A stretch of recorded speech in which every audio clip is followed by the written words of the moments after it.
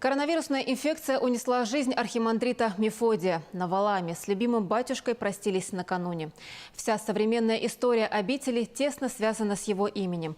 30 лет назад он приехал на Северный остров из Македонии и приложил все силы, чтобы восстановить монастырь из разрухи. Олег Горновский продолжит.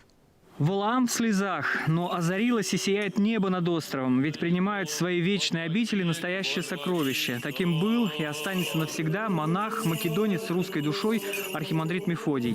Он хотел монашествовать на греческом Афоне, но чиновница из визового центра не дала разрешения на въезд. Она приняла македонца за одного из русских, которых недолюбливала. Будущий монах увидел в этом особый знак. Раз русский, значит нужно ехать в Россию.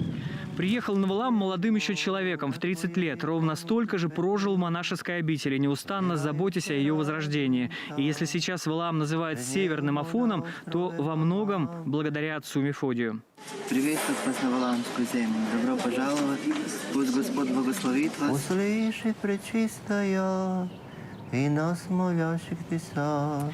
Его тихая, проникновенная молитва могла в мгновение изменить внутренний мир любого, кто стоял рядом. Отец Мефодий знал несколько иностранных языков, и еще один понятный каждому – язык истинной христианской любви.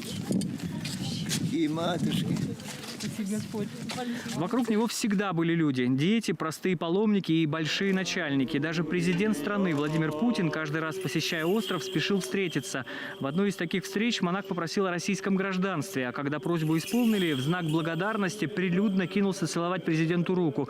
Так принято на его первой родине. Второй стала Россия. Он знает Бога. То есть его знание Бога и умение молиться я наблюдал большое количество раз. И он спас и помог такому количеству людей, что просто, я не знаю, там...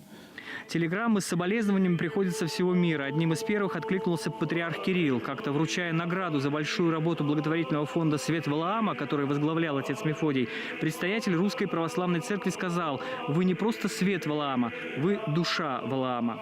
Он привел десятки тысяч, сотни тысяч людей к Богу. Потому что кому-то пошутит, кому-то споет, кого-то погладит по голове. Он, наверное, предчувствовал свой уход. За несколько месяцев до болезни дал большое интервью для монастырского сайта. В конце сказал: «Когда умру, напишите: отец Мефодий безмерно любил русский народ.